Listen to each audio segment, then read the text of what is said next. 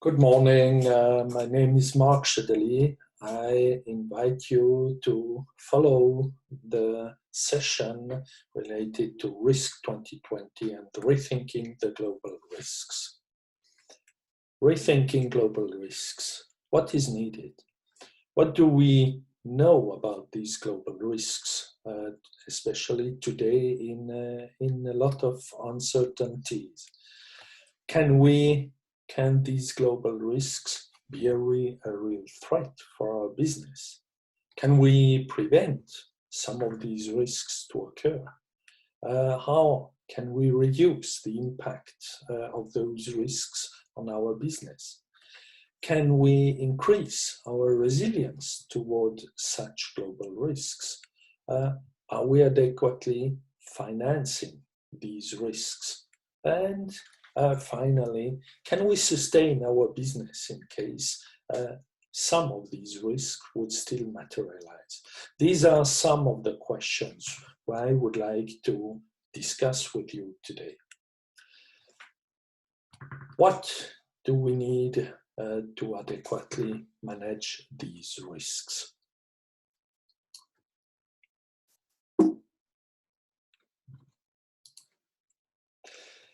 Enterprise risk management is a framework which can help you to identify, assess risks, to prevent some of these risks to occur, to be better in the planning of business continuity, and to think about the risk financing of those risks.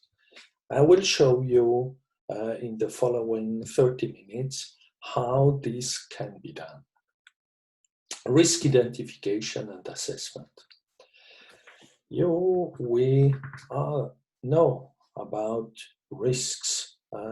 Could be flood, earthquake, natural hazard type of risks, but could be bankruptcy, fraud, financial type of risks, or it could be a pandemia such as SARS, avian flu, swine flu, Ebola, etc. But at the time of the assessment, maybe not yet COVID-19 as one of the trigger for such an event.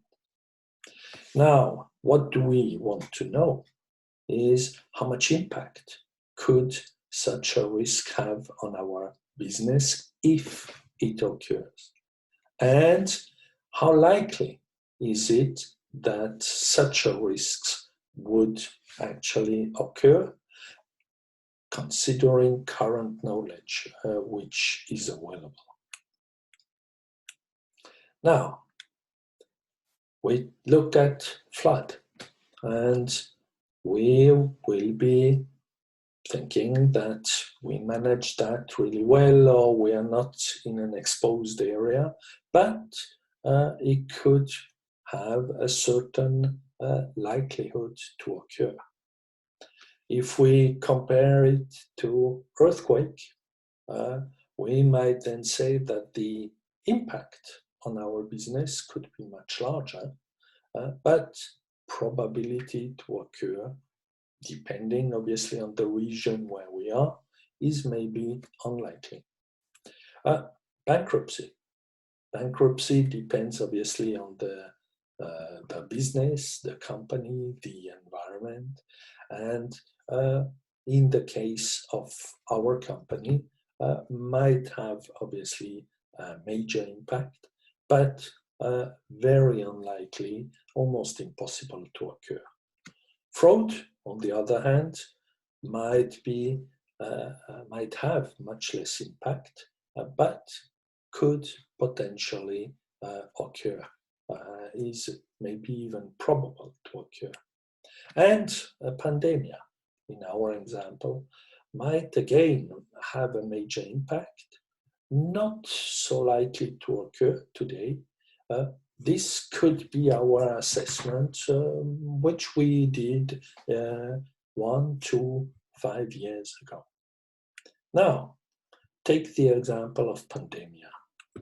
How can we further dig into that risk and see if we really are able to face such an event in our company. What's next? That's the big question. Now, enterprise risk management framework will, in the 4 or in the 3 next steps, actually help you to decide on the level of prevention, on the level of resilience, and the level of financing of such a risk. Now, loss prevention, asset protection.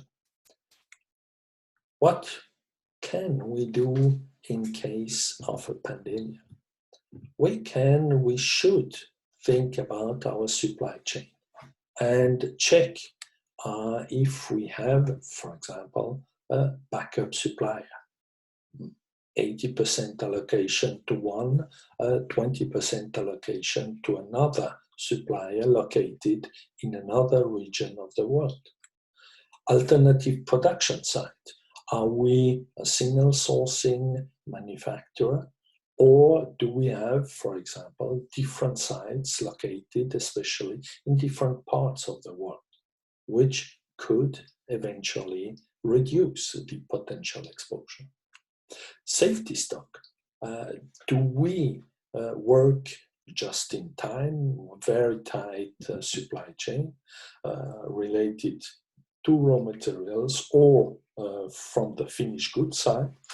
Or do we want to invest here a bit in the amount of stock we would have in the raw material side or in the supply chain from the finished goods perspective? Completely other topic, but also part of prevention. What about personal protection equipment for our employees or for visitors coming to our site? Is that needed? Do we want to invest in such materials?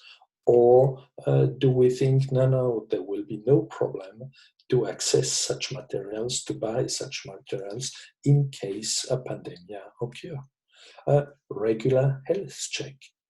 Again, this is part of prevention. Are we checking the health conditions of our employees, of other personnel, of visitors coming on site? Yes or no? Do we want to invest in that area?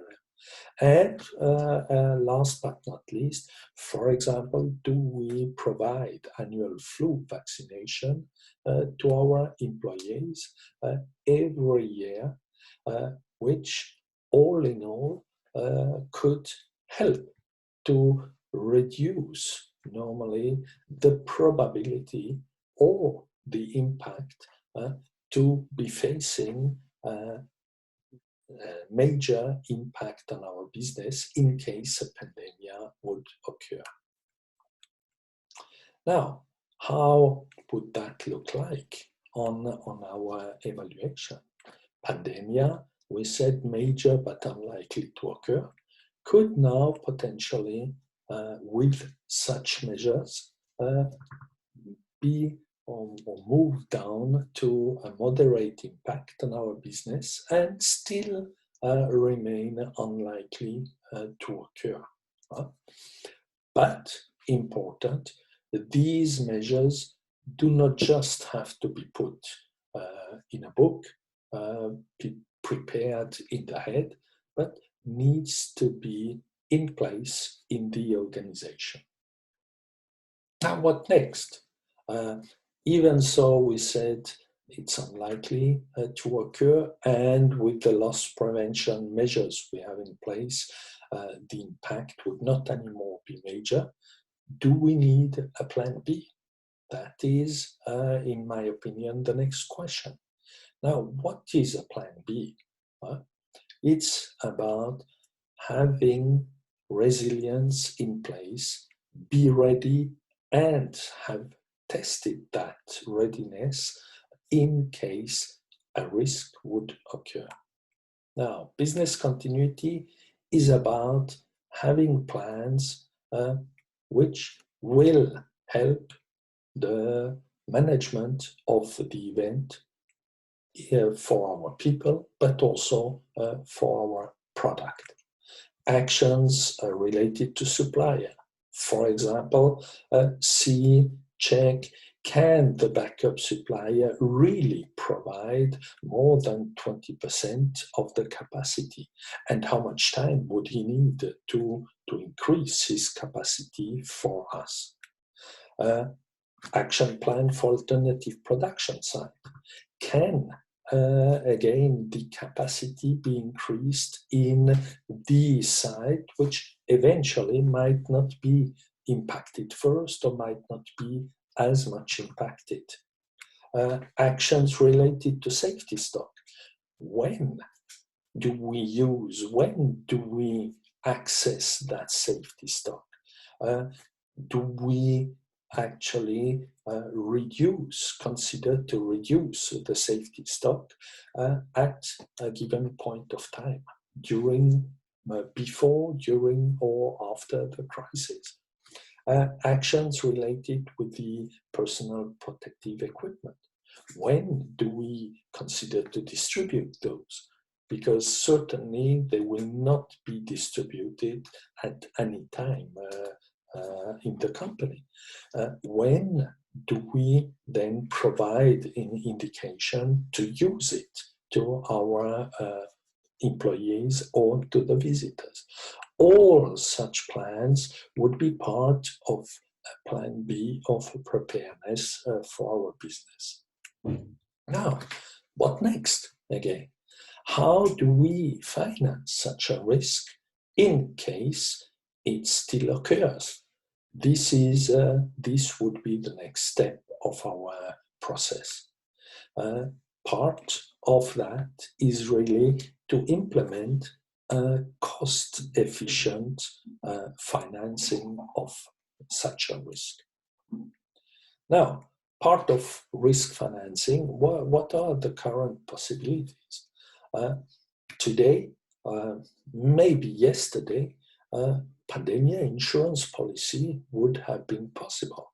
If you want to conclude such a policy when a pandemic has started, it would be impossible to access such a financing. Alternative risk financing might be depending on the counterpart, on the insurance company or the financial organization, might be a solution. Again, this solution needs to be discussed before such an event occurs.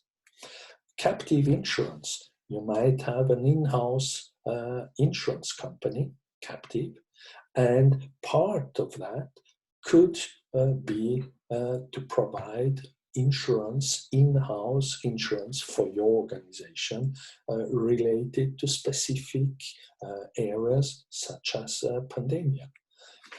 Internal risk financing, just put reserves, have reserves on site in case such an event happens, would be another way to finance such a risk.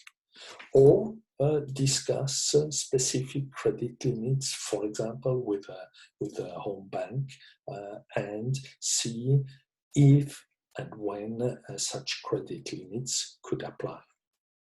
And then eventually consider to go beyond all of that and have to issue, for example, bonds with the bank, with the public, with governments, etc. So all kind of ways which could be used actually to finance such an event. But all of these has to be put in place, has to be discussed before such an event would eventually occur and impact our business. Now, with all these actions related to prevention, we're related with the plan B or with the financing of the pandemic, can we now sleep well at night? That is actually the next question. And that would be the residual part of the risk, because all these actions will not completely eliminate the risk. Therefore, our organization, your organization, needs to feel comfortable with the residual risk level related to pandemic. Now, is such a risk level acceptable for your organization? If you say yes, then no further action will be actually needed. If, on the other side, you say no, then you need to go back to step 2, loss prevention, step 3, business continuity, or step 4, risk financing, and see what can be done further in order to further reduce the level of risk of that specific risk. What do we do now with the COVID-19? Because, as I said at the beginning, COVID-19 was not part of our thought when we actually identified and quantified the risk. Now, what's important is that the loss prevention measures which you put in place might also work for COVID-19. And actually, from the experience I have in that area, I will tell you a lot of the measures will actually also work for COVID-19.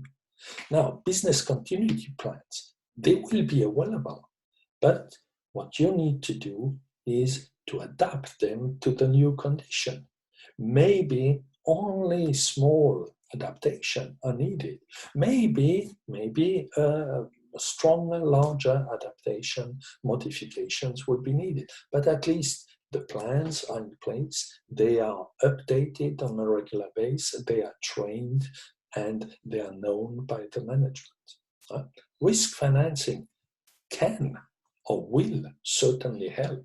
Now, will, as part of triggering the risk financing, will you have mentioned COVID-19? No, certainly not. But COVID-19 will be actually, in the broader sense, part of the risk financing measures you have put in place, especially if you were talking about a pandemic. COVID-19 will be one of the potential triggers. Management, as I said, is aware and especially is trained, knows what kind of measures are in place from a prevention perspective, knows the plans and knows how to apply the business continuity plans, and is aware about the financing and can therefore really focus on the very important part of managing the crisis, which will then obviously come when and if such a pandemic occurs. So with that, I really think that you will be much better prepared to manage such a risk than if you have to start to think about prevention, business continuity, or financing of a pandemic when the risks already hit your organization. I wish you all the best, and I'm now available for further questions or comments from your side. All the best. Take care.